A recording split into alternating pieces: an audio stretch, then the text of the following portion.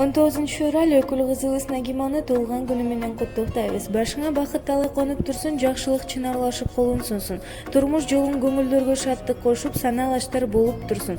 Балабыз Айдин менен сандыгыңар сары кызыл жүктүү, түндүгүңөр түптүү, керейиңер кеңейип, учуңар узара берсин. Силерге кетпес дөлөт, бактылуу турмуш, бекем ден соолук, узак өмүр каалайбыз, деп өкүл атасы Нурлан, өкүл апасы Назгүл, бир туугандары Саламат, Дастан, Сезим куттукташат.